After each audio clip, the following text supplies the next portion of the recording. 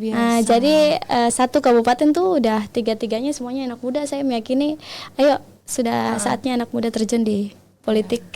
Karena isu-isu di masyarakat tuh isu-isu anak muda. Jadi harus. Benar sekali.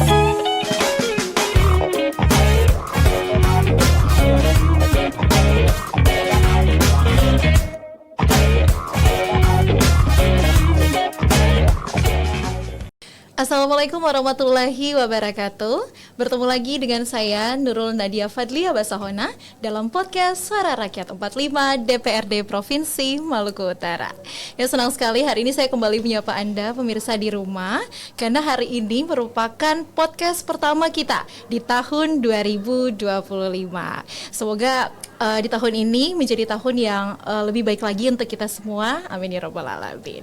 Ya, seperti biasa, di podcast Suara Rakyat 45 telah hadir narasumber yang akan menemani saya pada hari ini. Kita akan berbincang terkait dengan topik yang akan kita bahas. Nah, langsung aja ya, tidak pakai berlama-lama, kita sapa, telah hadir bersama saya Ibu Dewan kita, sosok wanita muda yang inspiratif, cantik, dan juga expert di bidangnya. Telah hadir bersama saya Ibu Nazla Kasuba. Assalamualaikum Ibu. Waalaikumsalam. Bagaimana kabarnya Bu hari ini? Alhamdulillah baik. Baik ya Bu ya, sehat ya hari ini. Sehat. Ya, kita sebagai seperti seumuran ya guys di kamera terlihat. Ya Bu, mungkin sebelum mulai disapa-sapa dulu pemirsa di rumah, boleh? Halo. Saya Nazla, anggota Dewan DPRD Provinsi Maluku Utara. Luar biasa. Ya, jadi Ibu Nazla Kasuba ini merupakan anggota DPRD dan juga merupakan Ketua Komisi 1 yang membidangi bidang hukum dan pemerintahan. Ya, benar sekali. Dan juga Ibu Nazla ini merupakan anggota dari daerah pemilihan 2 Kabupaten Halmahera Utara dan Pulau Morotai. Bukan begitu ya Bu ya? Betul sekali. Sedikit tambahan dari fraksi Gerindra. Iya, benar sekali, dari fraksi Gerindra. Di garis bawahi ya. Oke, sebelum masuk nih Bu, seperti yang tadi sudah saya paparkan, pandangan saya sebagai generasi muda melihat Ibu yang sebagai wanita yang independen dan juga telah menjabat sebagai salah satu ketua komisi termuda di DPRD Provinsi Maluku Utara. Luar biasa. Tentu saya juga penasaran dan masyarakat SR45 juga pasti penasaran. Kira-kira bagaimana sih Bu background pendidikan dan juga awal mula ketertarikan Ibu hingga mendorong Ibu terjun ke dunia politik dalam usia muda. Silakan Bu. Kita ada 2 ya pertanyaannya. Pertama, kalau dari sebelumnya terima kasih karena memang betul saya diamanahkan menjadi Ketua Komisi 1. Nah, selanjutnya terkait pendidikan, saya itu S1 di Malaysia. Jurusan saya fakultasnya Human Science, fokusnya di bidang psikologi. Nah, kemudian saya melanjutkan studi di Universitas Indonesia di Salemba, Sekolah Kajian Strategik dan Global. Saya karena S1-nya itu adalah International Islamic University, jadi saya mengambil jalur akademik di psikologi, jadi saya ngambilnya Islam dan psikologi. Walaupun background pendidikan saya agak berbeda ya sama politik. Tapi selama saya kuliah, saya cukup aktif di organisasi. Jadi waktu saya di Malaysia, setiap negara itu ada organisasi Persatuan Pelajar Indonesia. Ketika di Malaysia, saya diamanahkan menjadi Ketua 2 Persatuan Pelajar Indonesia di Malaysia. Nah, dari organisasi itu kebetulan saya juga sempat membidangi hukum dan advokasi.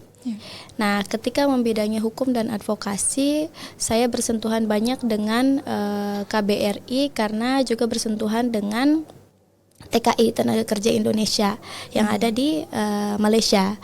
Nah, dari situ saya mengambil kesimpulan bahwa sekali lagi saya selalu mengatakan ini, setiap kita itu punya ruang-ruang kita, ranah-ranah kita lah. Seorang murid ya tugasnya belajar, dosen tugasnya ngajar, mahasiswa ya tugasnya menyampaikan apa yang ada yang isi pikiran dia dan gagasan.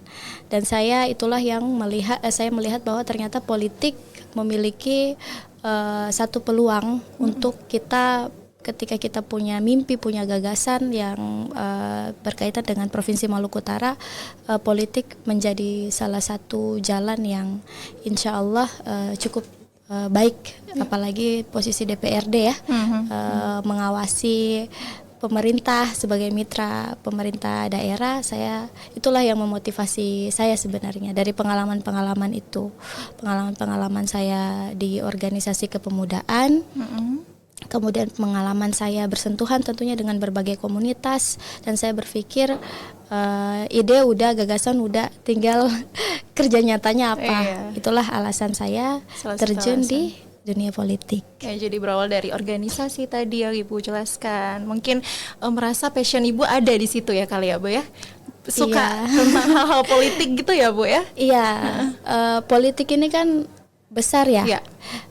Politik bersentuhan dengan pendidikan, politik juga bersentuhan dengan kebetulan imigrasi juga masuk di bidang Komisi 1 tentang warga negara. Politik juga bersentuhan tentang hak-hak masyarakat, hak-hak seseorang. Jadi banyak lah di dalam dunia politik. Jadi bukan karena politiknya sih, dari proses itu yang akhirnya saya melihat politik adalah wadah atau jalan untuk kita memenuhi ruang-ruang yang menurut kita sendiri belum puas atau masih kosong. Tadi ide dan gagasan udah, tinggal kerja nyatanya seperti apa, actionnya gitu. Apa, luar biasa. Nah, jadi kita juga akan bahas nih terkait dengan siapa sih sosok di balik suksesnya seorang Nazla Kasubah. Kita tahu bahwa generasi muda sekarang bagi sebagian orang sering dianggap remeh karena mungkin kita terlalu dini untuk terjun ke dunia politik atau sebagainya. Tapi tidak bisa dipungkiri ternyata generasi muda sekarang tuh sudah banyak yang berkompeten di bidangnya masing-masing ya, Bu ya. Mungkin bisa dijelaskan, Bu, siapa sih sosok di balik kesuksesan dari Ibu hingga sekarang ini? Kalau sosok di balik kesuksesan saya, tentunya paling pertama adalah keluarga. Selain keluarga, saya alhamdulillah memiliki kakak laki-laki, orang tua laki-laki, dan suami yang alhamdulillah sangat open minded. Mereka meyakini bahwa setiap individu itu punya kesempatan, dan dia sangat, apalagi ketika dia adalah bagian dari keluarga, dia sangat butuh untuk disupport. Maka support emosional dan support lainnya itu saya sangat mendapatkan dari keluarga, dari adik-adik, dari kakak. Selain dari keluarga juga, saya juga dapat support dari tim-tim saya tentunya. Itu sih, tim dan sahabat. Jadi itu peran orang tua, peran orang lingkungan tua, peran pasangan, peran pasangan itu yang paling utama. Paling berpengaruh. Iya, karena kebetulan saya juga sudah menikah, anak satu. Kelihatan ya, ternyata Ibu ini sudah berumah tangga. Saya udah punya anak ya, Bu ya? Saya udah punya anak satu. Sudah punya anak satu. Luar biasa. Gitu. Jadi suami sih saya rasa dia paling support karena saya sama dia udah bukan deal-dealan sih. Dia duluan, ketika dia stabil, saatnya saya kebetulan memang pas momentumnya dia udah oke, settle, dan saya maju, dia support full. Saling support, ya luar biasa. Pasangan juga ada tim sih. Sukses di belakang Ibu pastinya yang sangat membantu. Ya, tim yang paling membantu. Ya, nah sebagai sekarang kan sudah menjabat sebagai anggota DPRD terpilih. Bagaimana, Bu, tantangan utama yang pernah dihadapi oleh Ibu ketika menjabat sebagai karirnya di dunia politik itu apa? Ada tantangan tersendiri yang sudah Ibu hadapi gitu? Banyak ya. Tantangannya banyak nih, bisa 1 jam. Tantangannya pertama usia. Tapi saya melihat banyak kok yang usianya jauh lebih muda dan memulai. Jadi usia itu paling awal-awal orang hanya mempertanyakan aja, dia nih bisa apa. Itu pertama. Kedua, tantangan yang saya hadapi ya, saya sebagai perempuan. Ini tantangan tipis ya. Usia sebagai perempuan itu tidak terlalu berat. Saya sebagai perempuan itu tantangannya adalah ketika kita terjun di dunia politik, kadang jam kita ini terkadang dia tentunya ada kalanya kita ngobrolnya malam. Jadi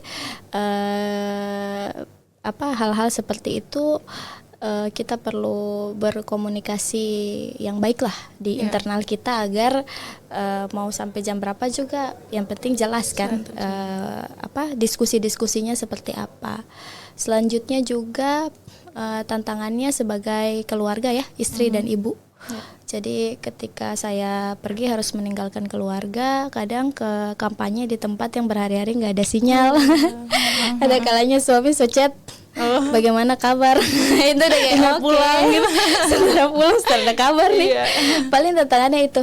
Tapi pada tantangan utama yang paling saya rasakan itu tadi tipis-tipis lah. Tantangan utama yang paling saya rasakan adalah menyamakan persepsi kita terhadap satu isu. Misalnya kita berbicara tentang sustainability, atau kita berbicara tentang satu isu yang menurut yang agak advance gitu. Ternyata ada banyak isu yang menurut saya di sini tuh isunya berlapis di Maluku Utara. Nah, menyamakan persepsi isu dari umur yang berbeda ini saya rasa itu menjadi tantangan utama. Bagaimana membahasakan apa yang ada di pikiran saya ini ke berbagai pihak sama ke masyarakat. Kalau ke masyarakat saya malah rasanya gampang ya, tapi ke berbagai pemangku kepentingan, berbagai pihak, bagaimana menyamakan segala persepsi ini itu yang menjadi tantangan utama. Karena tentunya kayak baby boomers, milenial, kemudian Gen Z, kita memiliki proses perkembangan zaman dan teknologi yang begitu pesat. Apalagi ketika ada COVID itu kan teknologi sekarang orang udah bicara metaverse, hal-hal yang seperti itu, yang artificial intelligence dan lain sebagainya, itu yang menurut saya menjadi satu tantangan. Bagaimana mengkomunikasikan semua ini dengan bahasa yang pas dan diterima. Itu sih tantangan utama saya sebagai politisi muda. Tantangan tipisnya pasti yang tadi Ibu jelaskan tentang terkait lingkungan keluarga ya Bu, bagi waktu antara itu anak. Tipis-tipis lah. Itu tipis-tipisnya. Selain isu yang ada Bu, apa tantangan utama yang ada pada saat Ibu terjun ke dunia politik? Itu tadi satu menyamakan persepsi, kedua mengubah budaya politik yang mungkin saat itu adalah budaya yang terbaik yang difikirkan oleh orang tua kita atau senior kita, tapi bagi kita anak muda itu budaya yang seharusnya sudah harus berubah. Baik budaya kita di masyarakat, terjun di masyarakat, itulah yang membuat itu tantangan utama. Mengubah tentang beberapa konsep politik ya di masyarakat seperti money politik dan lain sebagainya.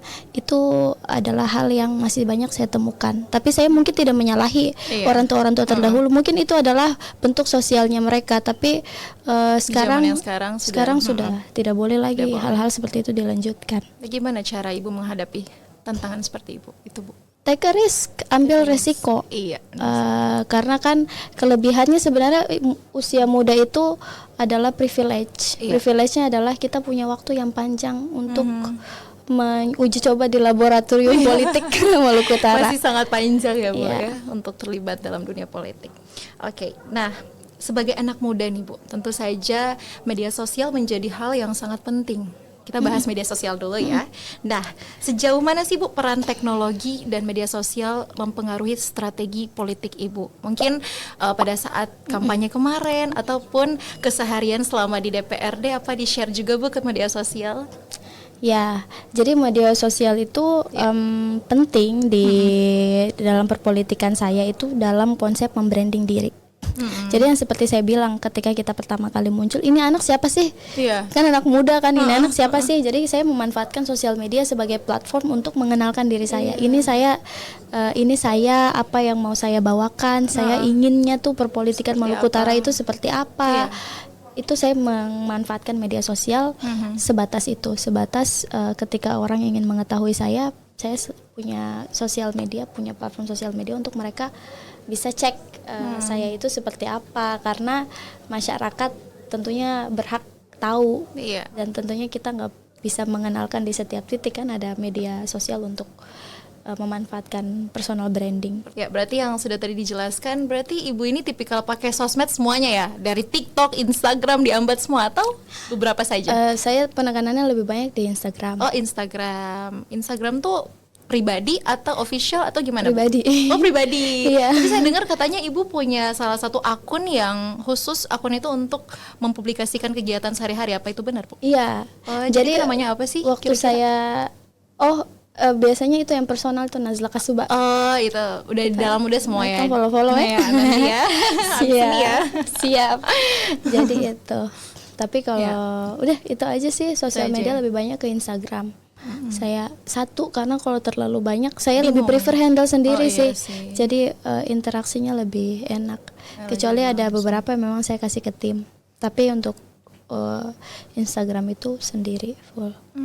Tentunya ya sosial media ini selain sebagai social branding juga dalam dunia politik sangat berperan penting ya, karena menjadi wadah komunikasi bagi masyarakat luas pastinya. Iya. Dan di sosmed itu saya di Instagram beberapa kali dikontak teman-teman komunitas, anak muda. Kemarin saya habis ketemu sama Mata Garuda sama Timur Network anak muda yang fokus di membantu informasi tentang LPDP.